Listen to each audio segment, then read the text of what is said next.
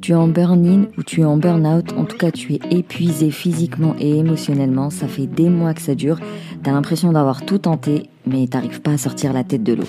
Dans cet épisode, je te donne les 5 règles d'or absolument à respecter pour sortir du burn-out. Bienvenue au Café des Burnies, le podcast qui prend soin des nanas en burn-out. Je m'appelle Sarah, je suis infirmière, naturopathe et ma mission est de t'aider à déculpabiliser, à sortir de ton isolement pour recharger tes batteries et être épanouie. Chaque semaine, que ce soit en solo avec une nana inspirante, on parlera dévalorisation, échec, burn-out, mais aussi résilience, espoir, reconversion et surtout trichothérapie. Dans le descriptif de l'épisode, tu trouveras plusieurs liens, mais si tu écoutes cet épisode à sa sortie, le plus important est celui du Self-Care Challenge, 5 jours de coaching. Je ne te parle pas de masterclass ou d'ateliers en ligne où tu seras en mode procrastination active, à absorber de l'information sans passer à l'action. Je te parle de 5 jours de défis où par petites actions, par motivation et parce que tu seras bien entouré et que tu auras les bons outils, tu pourras commencer les premières actions indispensables, les premières étapes indispensables qui vont te permettre d'entamer ta reconstruction et vraiment sortir la tête de l'eau. Bref, pour en savoir plus, clique sur le lien du Self-Care Challenge. Maintenant, détends les épaules, cohérence cardiaque et profite pleinement de cet épisode.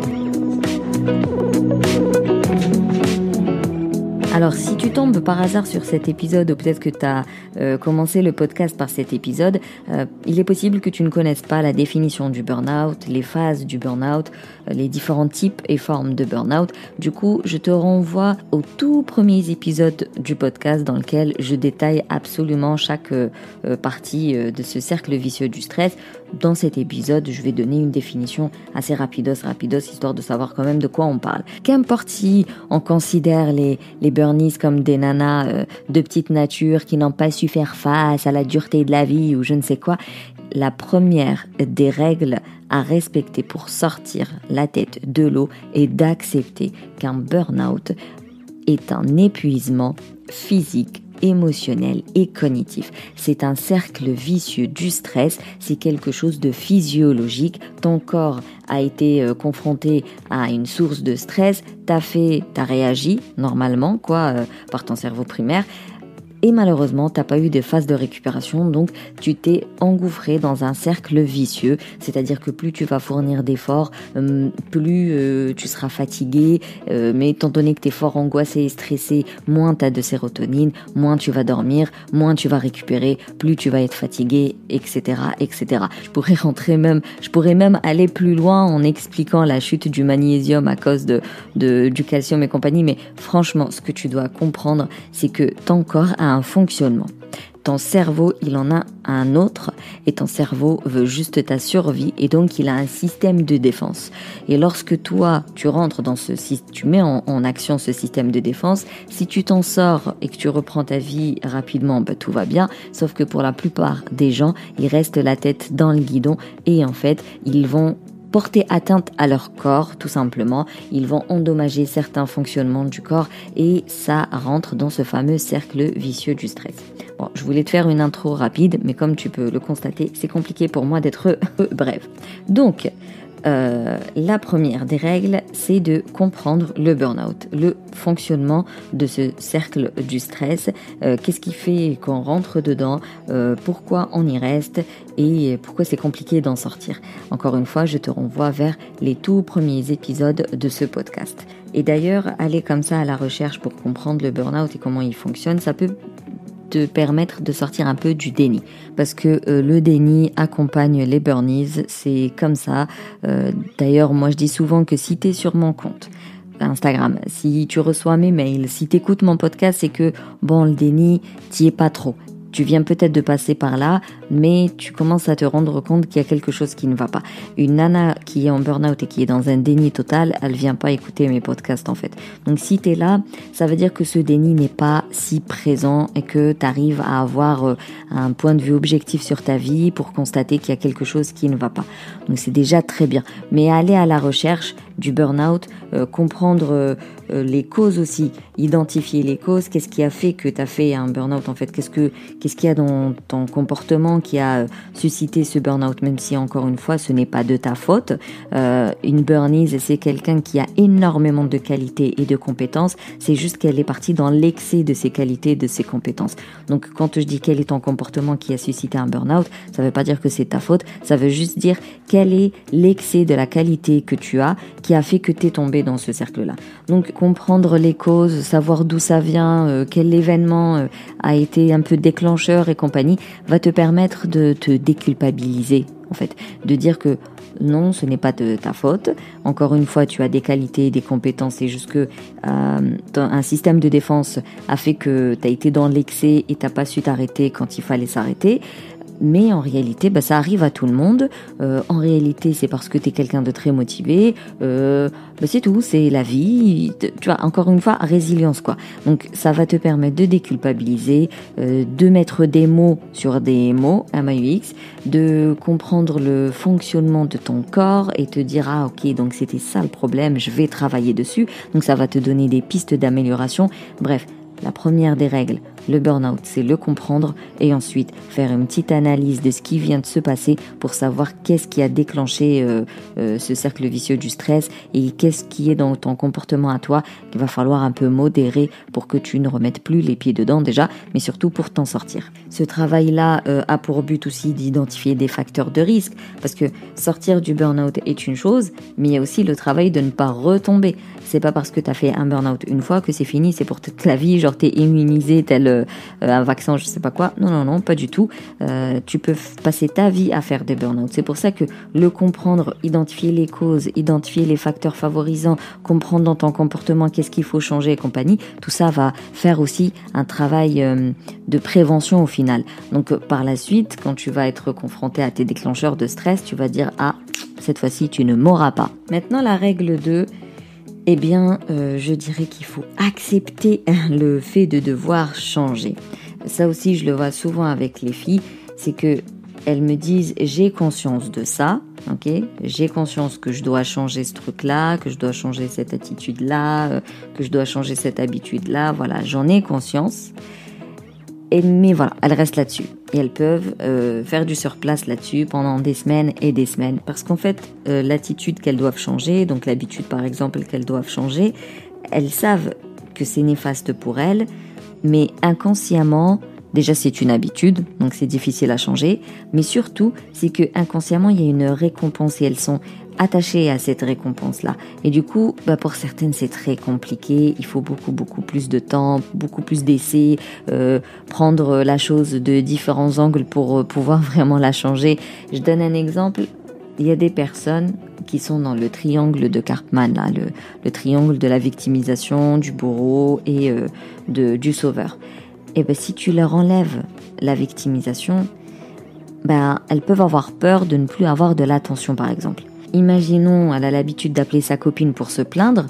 Si je dois lui dire, mais arrête d'appeler ta copine pour te plaindre parce que tu es en train de te nourrir de négativité, c'est pas ça qu'on veut, il faut que tu fasses quelque chose de plus positif, inconsciemment, elle a peur en fait de ne plus avoir l'attention de sa copine.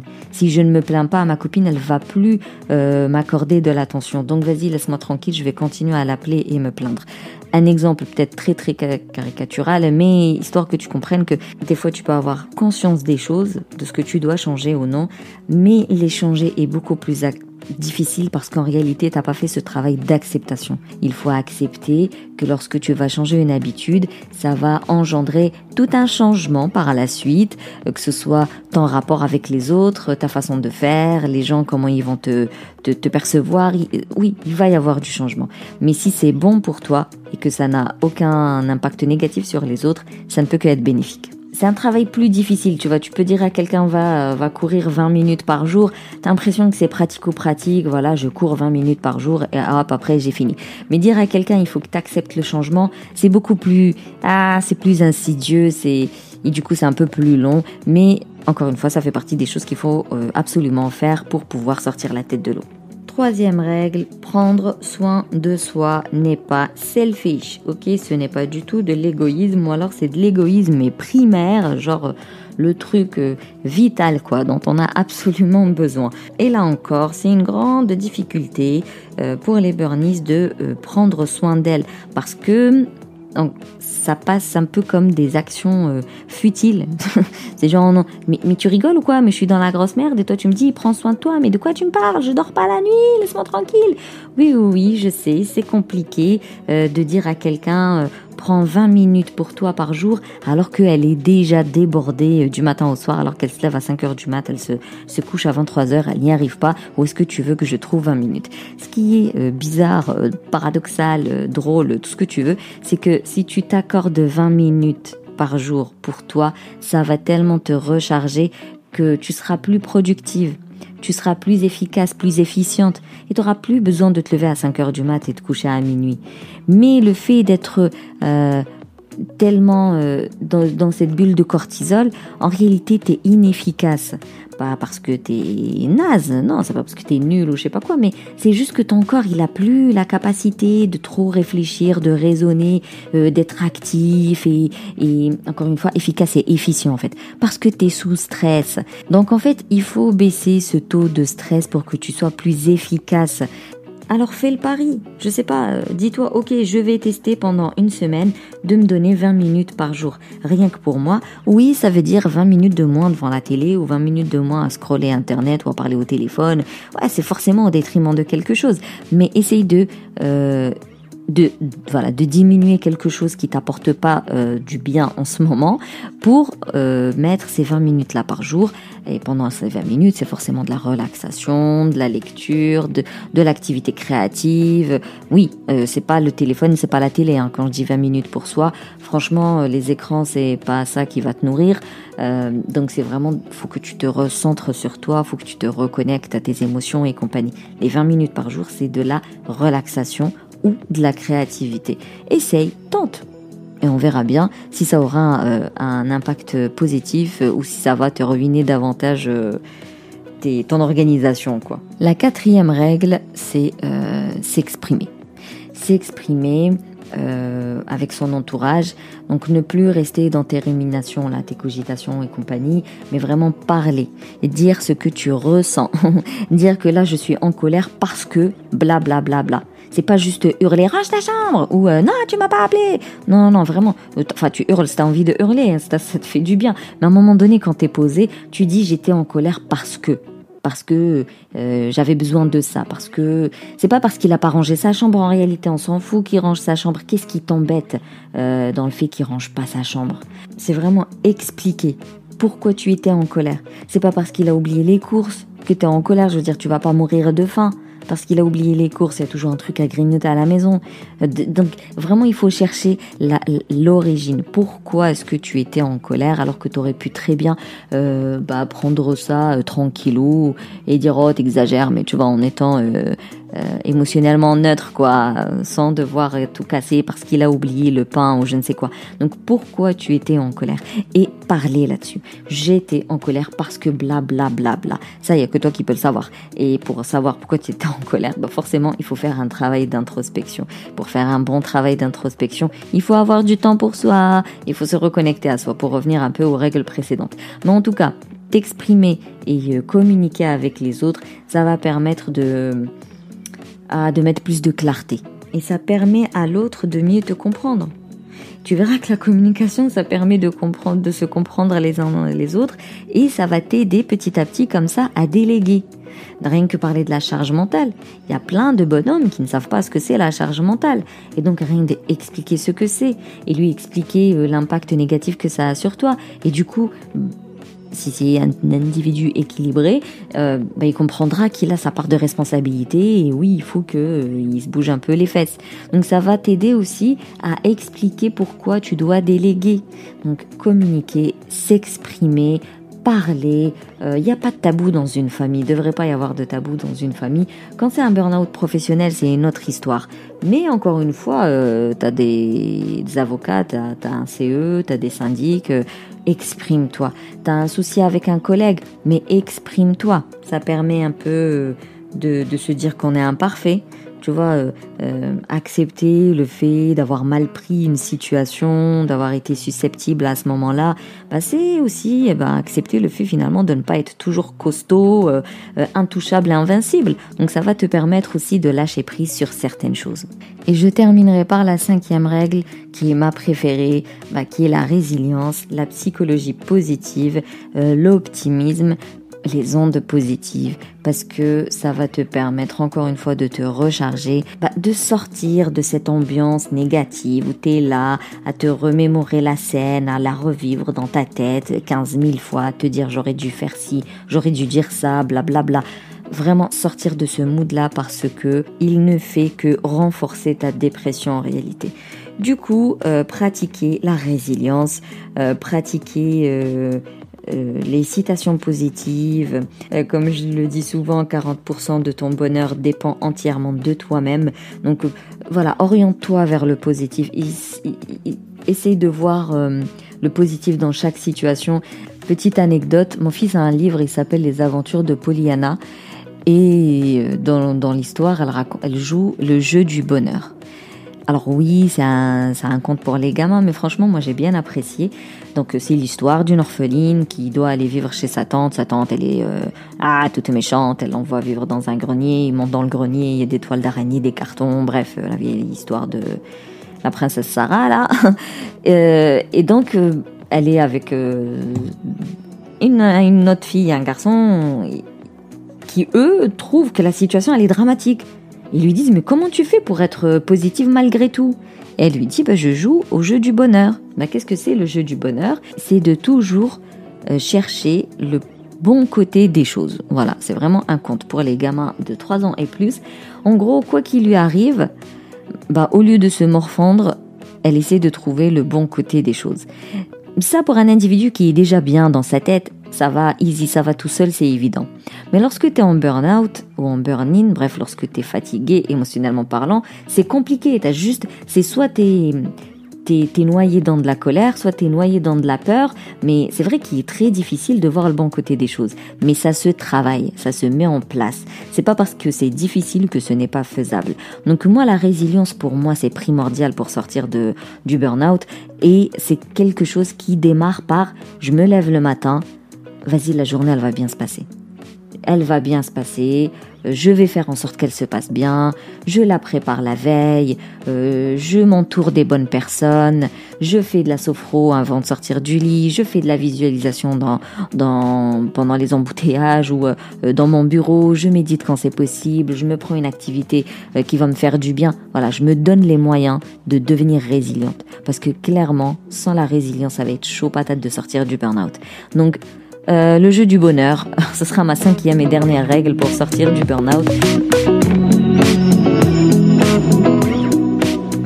Pour récapituler les 5 règles à respecter pour sortir du burn-out, la première est de comprendre le fonctionnement de ce cercle vicieux du stress pour identifier les causes, les facteurs favorisants, quel comportement tu dois changer, bref, des pistes d'amélioration. Ça te permettra de déculpabiliser, par exemple. Règle 2, c'est s'analyser et accepter le fait de devoir changer. Donc une fois que tu auras compris les comportements que tu dois changer, ok, tu vas en prendre conscience, mais il va aussi falloir accepter le changement et la répercussion que ça va avoir sur ton rapport avec l'autre, tout simplement. La 3e règle, c'est prendre soin de soi en changeant certains comportements, donc te donner les fameuses 20 minutes par jour. La règle numéro 4, c'est de s'exprimer, de communiquer, de verbaliser, de clarifier les situations. Ça va te permettre aussi de faciliter le lâcher prise et le fait de déléguer certaines tâches. Et puis la dernière règle, c'est pratiquer la psychologie positive, la résilience, le jeu du bonheur. Voilà, j'espère que cet épisode va te booster un peu, va te motiver à mettre quelques actions en place. Si tu veux être entouré, je te recommande plus de t'inscrire au Self Challenge qui aura lieu du 30 septembre au 4 octobre. Si tu as envie d'aller plus loin, je te recommande mon accompagnement de 5 mois qui s'appelle le Kintsugi Boost Camp, dans lequel on va travailler les 5 règles que je viens de te citer avec tellement d'outils et tellement de motivation et surtout du coaching. Donc tu seras seras guidé, quoi. Tu seras accompagné, tu seras boosté. Si tu veux en savoir plus, tu sais où me trouver pour en parler. En plus, ce qui est sympa avec le Kintsugi Bootcamp, c'est qu'il est éligible au CPF. Mais sinon, eh bien, je te remercie plus pour ton écoute. Si tu veux soutenir le Café des Burnies, tu peux me laisser un avis. Comme ça, je le lirai aux prochains épisodes. Tu peux me laisser 5 étoiles sur Apple Podcast. Ça permet de faire vivre le podcast. Si tu connais quelqu'un qui pourrait en avoir besoin, eh bien, surtout, tu lui partages ce podcast. Et sinon, je te dis, on se capte sur Instagram. À la semaine prochaine. Et d'ici là, booste ton feeling good.